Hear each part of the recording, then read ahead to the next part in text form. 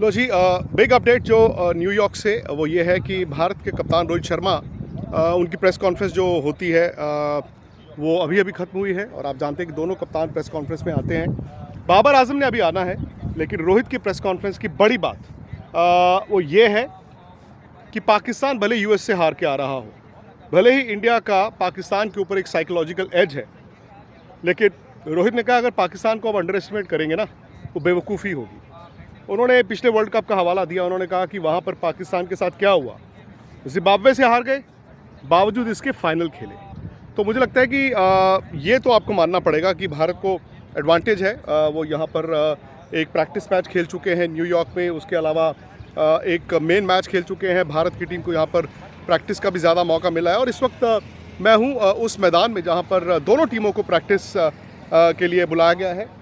यहाँ पर अभी अभी भारत का ऑप्शनल नेट सेशन हुआ, सिर्फ 4 खिलाड़ी आए इंक्लूडिंग रोहित शर्मा, क्योंकि कप्तान को प्रेस कॉन्फ्रेंस करनी होती है मैच से पहले। पाकिस्तान की टीम आने वाली है और कप्तान बाबर आजम का प्रेस कॉन्फ्रेंस जो है उनकी थोड़ी देर में होगी। तो जैसे मैंने आपको बताया, रोहित शर्मा की जो प्रेस कॉन्फ्रेंस से खास बातें निकल कर आई हैं वो मैं आपको एक एक करके बता देता हूँ। बड़ी खबर यही है कि यार पाकिस्तान को ना हल्के में नहीं लिया जा सकता, बावजूद इसके कि वो यूएस से हार कर आई है। रोहित ये जानते हैं कि अगर भारत इस मैच को जीतता है, एक तो सुपर 8 की जो फॉर्मेलिटी है वो पूरी हो जाएगी, और कहीं ना कहीं शायद इन पिचेस पर आप एक अच्छी टीम पाकिस्तान को हराते हैं तो फिर आगे के लिए आपके हौसले भी बढ़ जाएंगे। मैं फटाफट आपको बता देता हूँ पॉइंटर्स जो है, मेन बातें जो रोहित शर्मा की प्रेस कॉन्फ्रेंस। उन्होंने कहा कप्तान के तौर पर मैं प्रेजेंट पे रहता हूँ। T20 में मैं ऐसा नहीं है कि अंदर जाऊँ और 20 ओवर सोचूँ कि 20 ओवर में क्या करना है। उन्होंने कहा मैं एक स्टेज पर 1 ओवर की ही बात करता हूँ, सिर्फ 1 ओवर एट अ टाइम, और उसके बाद फिर हम देखेंगे जी अगले ओवर में क्या होगा। लेकिन मैं 1 ओवर की बात करता हूँ और एक ही ओवर सोचता हूँ, वही ओवर जो चल रहा होता है। उन्होंने कहा T20 में ना आप ज़्यादा आगे की सोच रहे हो, 16वां ओवर उससे करवाऊंगा, 15 उससे करवाऊंगा, पता चला कि जी उन 6 गेंदों में आप मैच हार गए। दूसरा, उन्होंने ऋषभ पंत पे बात की। उन्होंने कहा ऋषभ पंत ना, क्योंकि 1.5 साल बाद क्रिकेट खेल रहे थे तो मेरे पास मौका सिर्फ IPL की शुरुआती मैच था उनको देखने के लिए, और मैं इतना उनको कुछ मैचों में देखकर ये समझ गया था कि ऋषभ पंत का अगर बेस्ट निकलवाना है तो वो नंबर 3 पर होगा।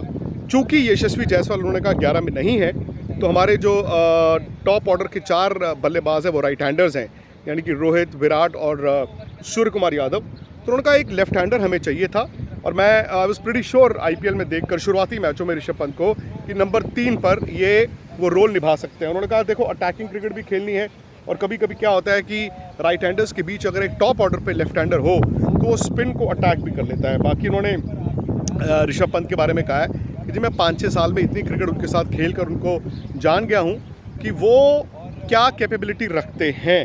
उन्होंने कहा कि ओपनर्स ही हैं 2, यानी कि रोहित और विराट हैं, जिनका बैटिंग ऑर्डर वैसा का वैसा रहेगा। बाकी सबको बता दिया गया है 3 से लेके 8 तक कि हम फ्लेक्सिबल रहेंगे, किसी को किसी भी नंबर पर उतार सकते हैं अकॉर्डिंग टू द सिचुएशन। सिर्फ एक रोहित और विराट, उन्होंने कहा कि हम 2 जो सलामी बल्लेबाज हैं उनका रोल तकरीबन वही रहेगा। फिर उनसे पूछा गया उनके बारे में, तो उन्होंने कहा ऐसा नहीं है कि यार मुझे T20 में जाके मार धाड़ करनी है। उन्होंने कहा हमें बैलेंस करना पड़ता है।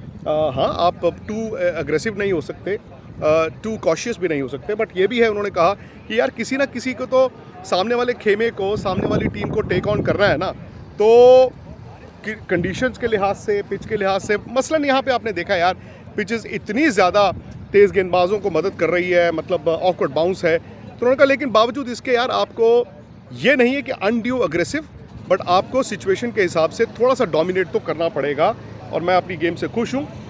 बाकी उन्होंने कहा कि हमने 8 बल्लेबाज, आई थिंक अक्षर पटेल का भी उन्होंने साफ कर दिया कि वो खेलेंगे, क्योंकि कुलदीप और चहल की बात चल रही थी, तो मुझे लगता है कि जडेजा और अक्षर पटेल ये 2 स्पिनर्स ही खेला करेंगे। तो उन्होंने कहा 8 बल्लेबाज, यानी कि अक्षर को 8वें नंबर पर खिलाने के पीछे सबसे बड़ा मकसद यही था कि भाई जो बल्लेबाज हैं वो फ्रीली खेल पाएँ, वो इस बात को समझें कि यार एक एक्स्ट्रा बैट्समैन खेल रहा है, तो ऐसा नहीं कि मैं एंड तक जाऊँगा, तो थोड़ा सा जल्दी अगर आप रन्स बनाएं रादर देन लंबे बैटिंग करें, वो हमें चाहिए।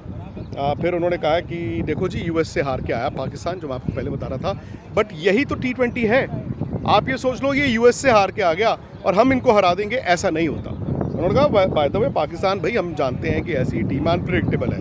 वो लास्ट वर्ल्ड कप में ऑस्ट्रेलिया में और यो जिम्बाब्वे से हार गए, बाहर हो रहे थे, फिर फाइनल खेले। तो उन्होंने कहा हम बेवकूफ़ी नहीं करेंगे, इस फॉर्मेट में ना गलती की गुंजाइश नहीं है। आप जैसा मर्जी खेल रहे हैं, नहीं खेल रहे हैं, आपको दैट डे दोज 2 ओवर्स मतलब वो आपको वहीं पर आपकी गेम हारी जीती जाती है। तो हम पाकिस्तान के साथ वो गलती नहीं कर सकते टू अंडर एस्टिमेट देम।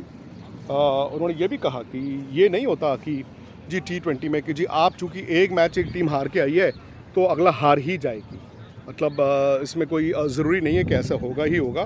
तो उस लिहाज से फिर उन्होंने कहा कि देखो पाकिस्तान वर्सेस इंडिया, पाकिस्तान को ये डिसएडवांटेज या इंडिया को ये एडवांटेज तो है ही है कि इंडिया इन कंडीशंस में एक मैच खेल गया, एक प्रैक्टिस मैच खेल गया, प्रैक्टिस कर रहे हैं, आउटफील्ड क्या है, डायमेंशंस क्या हैं, पिच क्या है। बट ऑनेस्टली इंडिया के बैट्समैन भी तो अभी सेटल इन नहीं ना हुए, ये पिच ऐसी है। तो उन्होंने कहा हाँ एडवांटेज ज़रूर है इंडिया को कंडीशंस का, बट आप ये मत सोचिए कि भी एडवांटेज है तो जी सब कुछ ख़त्म ही हो जाएगा बाकी टीम के लिए, ऐसा नहीं है।